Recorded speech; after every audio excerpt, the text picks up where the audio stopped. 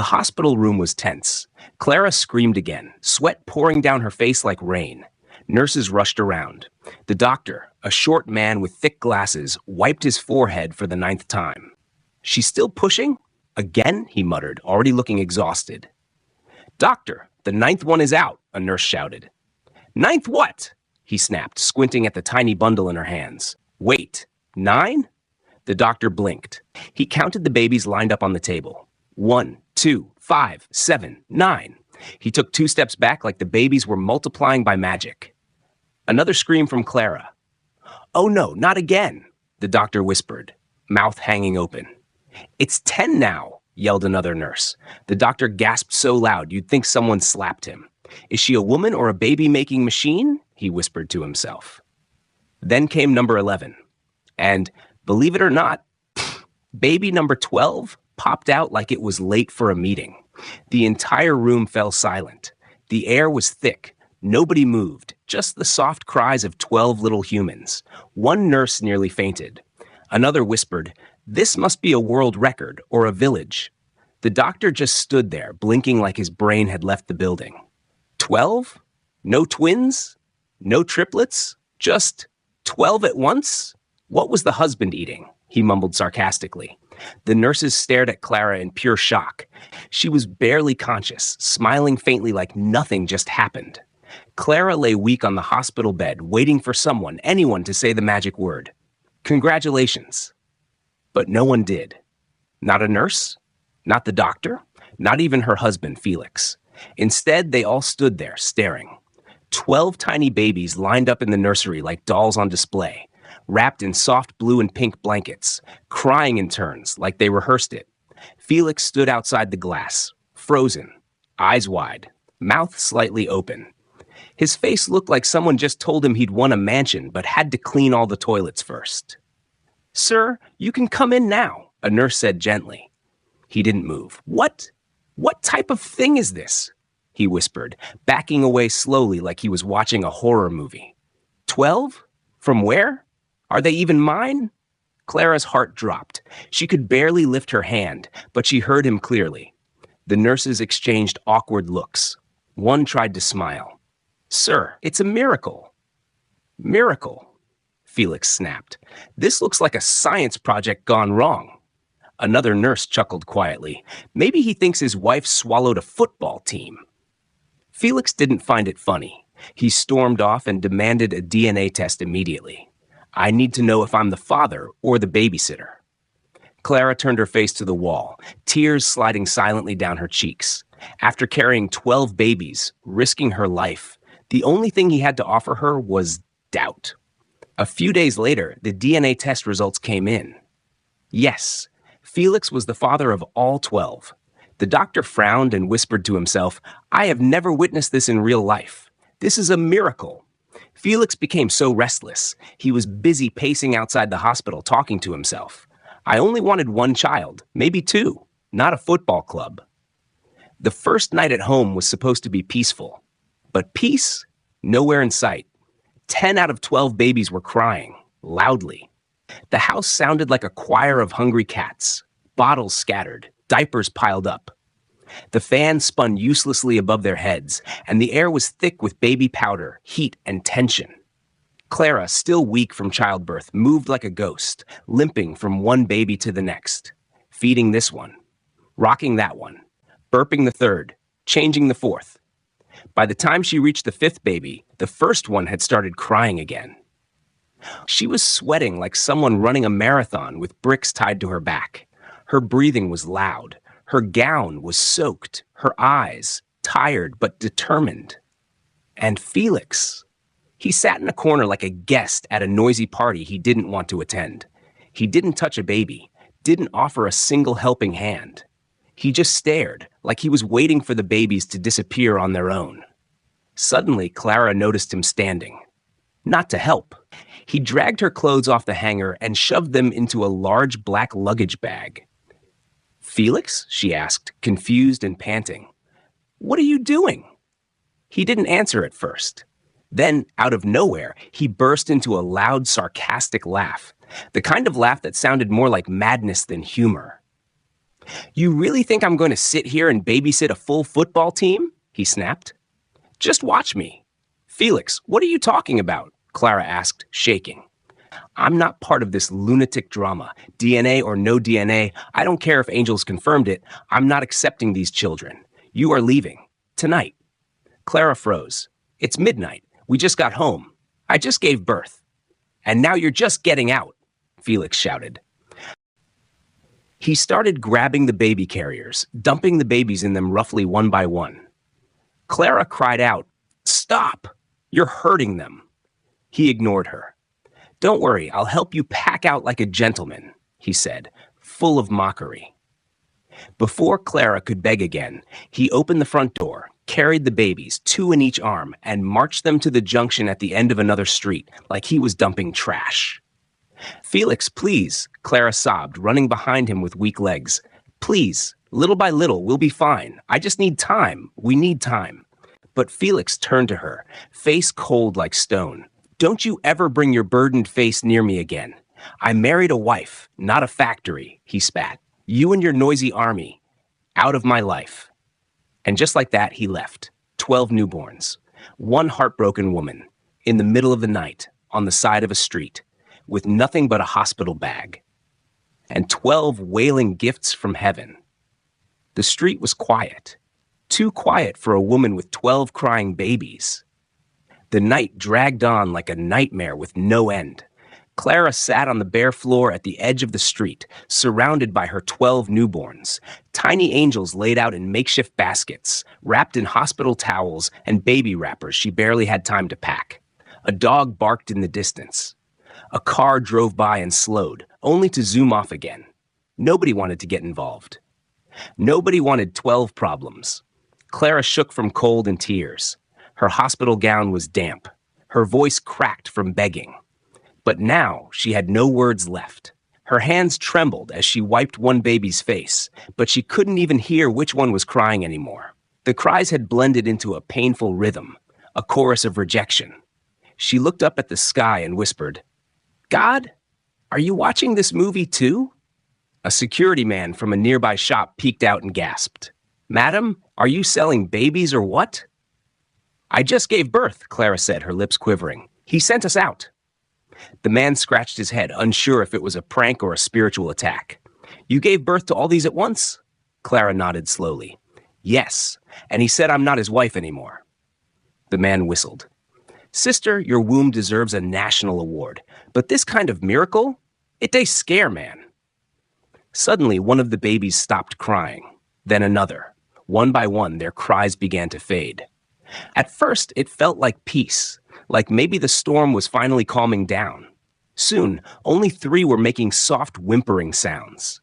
Clara looked around, her body too tired to think.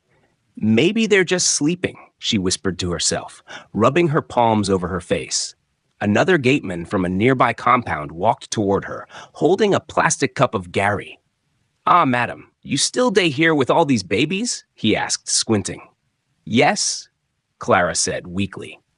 He glanced at the babies, then let out a sigh of relief. "Well, thank God. At least they've stopped crying. Maybe they've slept off." He sipped his drink, chuckled, and added, "Even me, I for run mad if I born 12 like that." Clara forced a tired smile. "They're just resting," she replied softly, convincing herself. The man walked away, humming. Clara leaned back against the wall, clutching 2 babies close to her chest. Her eyes fluttered as she fought sleep. Her body screamed for rest. Her soul begged for strength. Then came the morning. The first rays of sun touched her face. A gentle breeze blew through the street. Clara opened her eyes slowly and looked at her babies. Something was off. Too quiet. Too still. She touched the baby in her left arm. Cold. She moved to the second. Colder. Her heart skipped. She leaned into the baskets. One baby wasn't moving. Another wasn't breathing. Wait, no, no, no. She began shaking them gently. "Wake up, my darlings. Mummy's here." "Nothing. Please, don't do this to me." She checked another, then another. 7. 7 out of 12. Not moving, not crying, not even blinking. Clara's heart tore in half. She let out a scream so loud it echoed through the street like thunder. Help! Somebody help me, please! She ran into the middle of the road with two babies in her arms, waving her hands like a mad woman. Stop! Please, help me! My babies! I don't want to lose them! One driver honked and swerved. Another cursed under his breath and drove past. Clara fell on her knees. Her gown was stained with dust. Her voice was cracking. Somebody, please! I don't want to bury my children. Not like this. Not all of them. People started gathering. Some brought phones, some stood and watched, frozen in shock. Then, from the corner of the street, 3 people ran toward her. A young man in joggers, a woman holding a baby herself, and an elderly woman in a faded wrapper. What happened? The young man asked, already picking up one of the babies. They stopped breathing. Please do something. Clara begged, tears pouring down her face. Call emergency, the woman shouted, checking the baby's pulse. The elderly woman knelt beside Clara, held her hand tight, and whispered, Don't worry, we will save them. You've come this far. We won't let you lose them now. An ambulance was called. Hope sparked, but it was fragile. And as Clara watched strangers fight for her children's lives, she held on to one prayer. God, even if the world rejected us, please don't reject my babies. The ambulance arrived like a flash of hope. Its sirens screamed through the morning air, and people cleared the way as Clara and the babies were lifted in. Clara held 3 of them tightly to her chest, refusing to let go. The paramedics checked each child quickly, their faces turning pale. 2, no pulse. 3, shallow breathing. 1, gasping faintly. Move! Get oxygen on them! We don't have time! Clara screamed. Please don't let them die! Please! They just came into this world. They haven't even opened their eyes well. The ride to the hospital was rough. Oxygen tanks, wires, baby CPR, nurses yelling codes. Clara couldn't breathe. She kept whispering, Hold on, my babies. Mummy is here. I'm not leaving you. At the hospital, doctors and nurses rushed in like soldiers on a battlefield. The emergency ward was not ready for 12 newborns at once, especially ones fighting for their lives. Clara was separated from them briefly as the medical team took over. She screamed, begged, pulled on one nurse's uniform. Let me stay with them. Let me stay. They need to hear my voice. The nurse, with teary eyes, whispered, Please, madam, give us space. We'll do everything we can. Minutes felt like hours. Clara sat on the cold hospital floor, shaking uncontrollably, hugging herself. Her gown was still dusty, and her eyes were bloodshot from crying. Then a doctor came out. Clara jumped to her feet. Madam, we were able to stabilize 7. 3 are still critical. Clara's lips trembled. And the rest? The doctor looked away. Clara froze. He finally said it. 2 of them didn't make it. The world around her went silent. No, no, no, not my babies. They were breathing. They were crying just last night. You didn't try enough. Give them back to me. She ran toward the emergency room, but the security held her back. I said, give them back to me. She collapsed to her knees, screaming, wailing like a mother who had just lost her soul. Even the nurses cried. A female doctor came and knelt beside her, holding her hand. I'm so sorry, but you still have 10 fighting. You need to be strong for them. I want all of them, Clara cried. They're all I have. I didn't ask for riches. I didn't ask for gold. I just want to be their mother. Her voice broke. Her whole body shook. That's when help came. One of the women who rescued her earlier posted a video online. It went viral. A mother abandoned at midnight with 12 newborns, 2 gone already, 10 in ICU. Where is humanity? By noon, donations were pouring in. A kind NGO sent baby incubators. A children's foundation sent neonatal experts.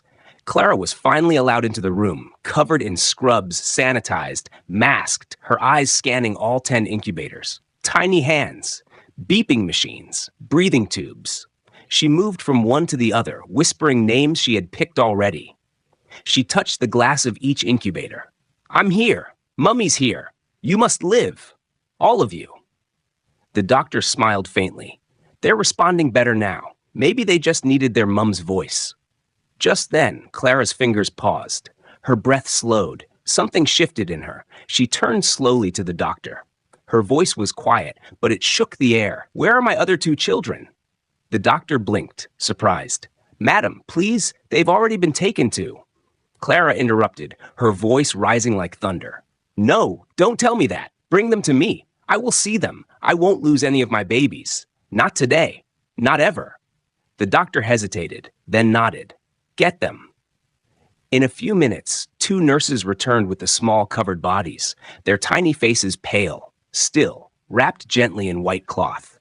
Clara's knees gave way for a second, but she caught herself. She reached for them, her hands trembling, her heart racing. She took both into her arms, sat on the cold floor, and rocked them. Then, in the most broken yet beautiful voice, she began to sing. "Sleep, my angels. Wake up for Mummy. You are not gone. You just closed your eyes. The world is cruel, but I will fight for you." The nurses watched with their mouths open. The doctor shook his head, torn between sorrow and shock. Then it happened. One baby sneezed. Everyone froze. Clara's hands shook, her eyes widened. Then the second baby gave a weak cough, then another sneeze. "They're alive!" Clara shouted. "They're coming back!" The hospital room exploded in chaos. "Get the pediatric team! Oxygen! Now!" Clara kissed foreheads over and over. I told you to leave me." Within an hour, a nurse who had been filming secretly posted the video online. Social media caught fire. A real mother sings and brings her two dead babies back to life. Hashtags exploded. Clara's voice saved her baby. Justice for Clara. Chat miracle mother. Shash Felix, you will regret. God bless strong women. Some comments were savage. And Felix said she was crazy. Brother, you are the lunatic. Man dumps his wife and 12 babies, 2 declared dead, but mother's cry resurrects them? Sir, go and hide your head in shame. Other comments were tear-jerking. I don't know her, but I cried like I birthed those babies myself. Clara, you are the definition of a real woman. May God never leave your side. News channels picked it up. Interviews lined up. Donations poured in. Celebrities reposted. But that wasn't all. Another wave hit social media. People were angry. Who drives his wife and 12 newborns out at midnight? Where is the father? Bring him out. We want Felix arrested. That man is a national disgrace. The world wanted justice. Justice for Clara trended worldwide. Protests began forming. People gathered in front of the hospital, chanting with banners. She gave life, he gave rejection. Support our mothers. Clara is a hero. Inside the hospital, Clara still sat beside the now breathing babies. Her eyes were tired, her body weak, but her soul? Stronger than ever. The internet had barely caught its breath from Clara's hospital miracle when another twist broke the silence. A black SUV with tinted windows pulled up outside the hospital. It was silent, smooth, suspiciously rich. 2 men in crisp black suits stepped out. No one knew them. They didn't speak much. They just walked straight to the hospital's reception, dropped an envelope, and left. Inside the envelope was a handwritten note. To the woman whose voice woke the dead, you don't need to suffer anymore. A mansion is waiting for you. Full staff, 24/7 nannies, security, all expenses paid until your children are 18. A friend who believes in miracles. No name. No signature. Just the soft scent of luxury and mystery. The hospital staff went wild. Clara was called to the director's office where they read the letter aloud. Her mouth fell open. "Mansion?" she whispered. "Wait, are they sure it's me? Maybe there's another Clara with 12 children?" The nurse giggled. "I think we would have noticed if there was another Clara who gave birth to a football team last week." The live TV interview that shook the world. 3 days later, Clara was sitting in front of bright lights, holding one baby in her arms while the others slept peacefully in the background. The anchor smiled gently, clearly trying not to cry. "Clara, how did it feel, being sent out of your home just hours after delivery?" Clara smiled faintly. "I was confused. I thought maybe I was dreaming. But then I realized, Felix was not possessed. That's just his real character." The audience laughed, shocked and moved at the same time. She continued, "I begged. I cried. I said, Felix, it's just the first night. We'll get better. But he said I should take my choir of babies and sing somewhere else. The room went quiet. I walked that night with my 12 children. I thought it was over for us. Then she paused. Her voice cracked a little. But help came from strangers, not family, not friends, not even my husband. Strangers, people I've never seen, gave me life again. The anchor wiped a tear. And what would you say to Felix now? Clara took a deep breath. I forgive you. You were scared. Maybe 12 babies look like a horror movie to you, but I carried them. I birthed them. And now I'll raise them, with or without you. The video of her interview hit 15 million views in just one day. Comments flooded in. Clara just showed the world what real strength looks like. That man Felix, I hope his next relationship is with common sense. From betrayal to billionaire blessing. Clara, you're a queen. Influencers reposted. Women's groups offered support. Celebrities tagged her. Clara became a symbol of strength, motherhood, and unshakable grace. And yet, in the shadows, someone else was watching. Someone who once denied 12 tiny cries. Someone who was about to regret everything, because the world wasn't done with Felix yet. 2 months had passed since Clara brought 12 lives into the world, and since Felix walked out of it. But now, something had changed. Maybe it was guilt. Maybe it was loneliness. Maybe he finally realized that love comes with sacrifices. Felix showed up at Clara's mansion one sunny afternoon, wearing clean jeans, polished shoes, and a fake confidence painted across his face. At the gate, he knocked like he owned the house. The security guard, chewing gum, didn't even blink. Who you be? Felix puffed his chest. I'm here to see my wife and children. This is my house too. The guard burst into laughter. Not a regular laugh, the village meeting laughter that calls other guards to come join. You're what? The guard asked, wiping tears from his eyes. Boss, the woman you threw out at midnight? The one you dumped like expired bread? She is no more for you again. Go watch old wedding videos if you miss her. Felix frowned. Let me in, the guard hissed. Madam is sleeping. You can wait there if you like. My madam needs rest. 2 hours passed. Felix waited like a statue. Then the sky opened up, and rain poured. His new white shirt clung to his body. His shoes squelched. He looked like a chicken that escaped Sunday soup. He couldn't take it anymore. He jumped on a passing bike, soaking wet, and zoomed off, leaving behind nothing but mud and mockery.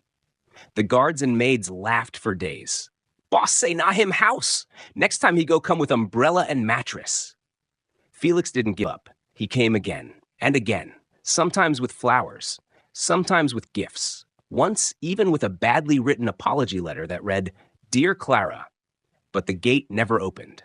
Until one afternoon. Clara had just returned from the hospital after taking 4 of the babies for their routine checkup. As the mansion gate rolled open slowly, her driver spotted a figure standing awkwardly to the side. Madam, look who dey here again, the driver muttered. Clara's eyes darkened. Her grip on her purse tightened. She stepped out of the car slowly. Felix rushed toward her. Clara, please, I'm sorry. I swear on everything. I'm a changed man. I've been praying. I see my mistake. Please forgive me. She looked at him like he was the weather, unpredictable and not worth waiting for. Changed man? She said with a dry chuckle. So because your conscience finally woke up after 2 months, I should roll out the red carpet?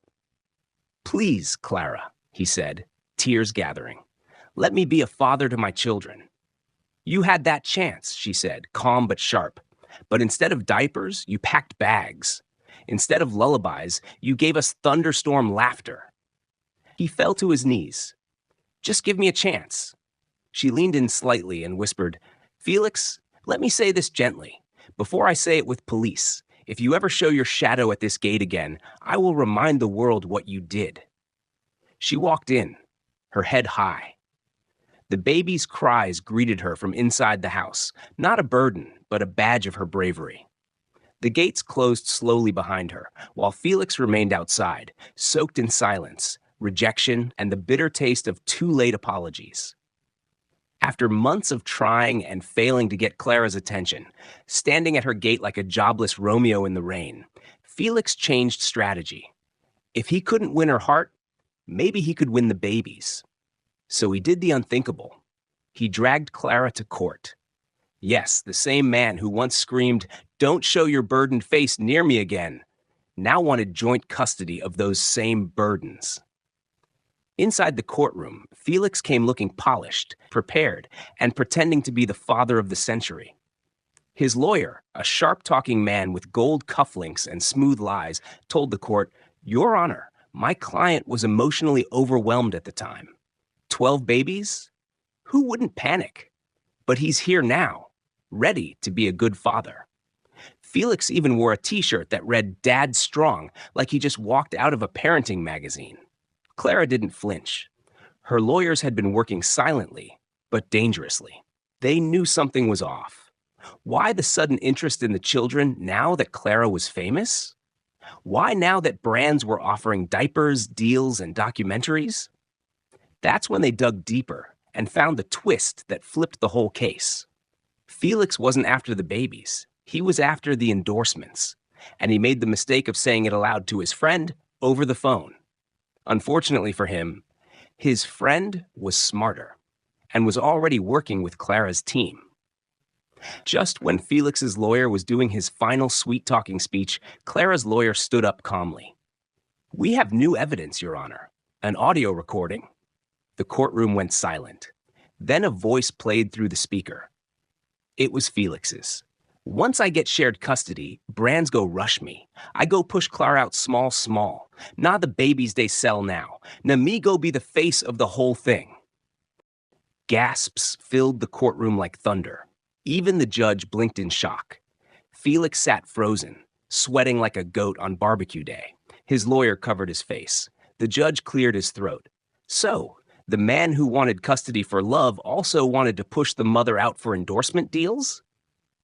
The verdict? The judge didn't waste time. "Mr. Felix," the judge began, "you are not here for the love of your children. You are here for attention, for money, for greed." He looked at Clara with soft eyes. "Madam Clara, you have proven to be a mother not just by name, but by sacrifice, pain, and truth." Then came the hammer. Full custody awarded to Clara. Felix is placed under a restraining order. He must stay at least 100 meters away from Clara and the children at all times. Case closed. Felix slumped in his seat. One of the guards whispered, "Better go look for a real job now, Mr. Endorsement." Outside the court, people cheered. Some shouted, "Mama Lion." Others screamed, "Felix the Flop." Social media was on fire again. Tash, just keep the kids safe, not your brand babies. Right after the courtroom drama, Felix thought he could at least return to work, act normal, and continue his life. Big mistake. The moment he stepped into his company's building, he noticed the stares. Whispers everywhere. Phones in hands. Screens showing headlines. Man who dumped wife and 12 babies loses custody. Audio evidence leaked. Before he could even sit at his desk, his boss, Mrs. Debbie Duncan, the iron lady with a sharp tongue and zero patience, called him into her office. She didn't even offer him a seat. She folded her arms, tilted her head, and gave him the death stare. "Felix," she said with a cold smile, "this company hires people with integrity. We don't do baby daddy clowns and public shame stars. You're a walking scandal." Felix tried to speak. "Ma, it was an emotional phase." She cut him off. "Keep your emotions for Nollywood. You're fired." Boom. Sack letter, just like that. She didn't stop there. She snapped her fingers. "Drop the company car keys, the house keys, the laptop, even the iPad charger. Drop everything." The security man was already behind him with a brown carton to help him pack his shame. 1 hour later, Felix was standing outside the gate of his former office, carrying his things in that brown carton like a disgraced ex-boyfriend in a movie. No car, no house, no job, just man of yesterday trending online. Felix began to call his old friends, those who used to drink with him, laugh with him, borrow his car, and even gossip about Clara. None of them picked up. Some blocked him. One replied his message with, "Bro, I don't want Wahala. Stay blessed." No one wanted to associate with the man who threw his wife and 12 babies into the street and went viral for being heartless. Felix watched his life collapse like a biscuit soaked in tea. Broke, broken, and battered, he gathered what was left of his clothes and boarded a rickety bus to the village. When he arrived at his parents' compound, his mother screamed in shock. "Felix, my son, what happened to you? You abandoned us for years. No call, no gift. Why are you here now? Where is your car?" He forced a dry smile. "Mummy, I'm just here to rest small." His father didn't even greet him. He looked at him, shook his head, and muttered, "You threw away gold and came back with dust. Well done, city boy." Felix had no choice but to stay in the same mud house he ran away from 10 years ago, now with cracked walls and leaking roof. That night, as he lay on a bamboo mat, staring at the ceiling, a lizard fell beside him.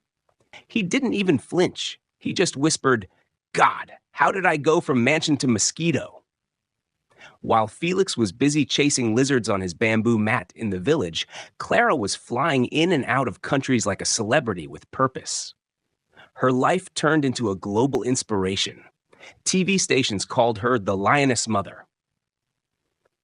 Magazines splashed her photo across their covers with headlines like, "The Woman Who Fought Death and Won." From tears to triumph, Clara's 12 miracles. The woman who sang her babies back to life. At International Women's Conference, Dubai, a grand hotel in Dubai, filled with powerful women from different parts of the world, Clara stood on stage in a royal orange gown, holding the microphone with calm confidence. Cameras flashed. The crowd went silent. She smiled gently and said, "Marriage is sweet, but not a fairy tale. If you're not ready to cry in the night, fight for what you love and still smile in the morning. Stay single." The room broke into thunderous applause. She continued, voice calm but powerful.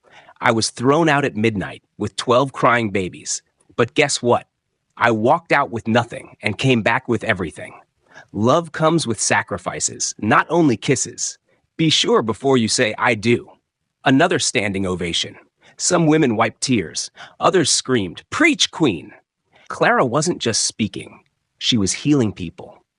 Soon, Clara's video clips went viral in over 70 countries. Social media users called her the real Wonder Woman. The hashtags blew up again. Hashtags Clara the Unshakable, number 12 Miracles Mom. Her DM was full of invites. Canada, Germany, South Africa, even Hollywood wanted her for a documentary. Clara started her own foundation, helping abandoned mothers, offering free training, support, and even small startup funds for women who had nothing. Despite the fame, Clara never changed.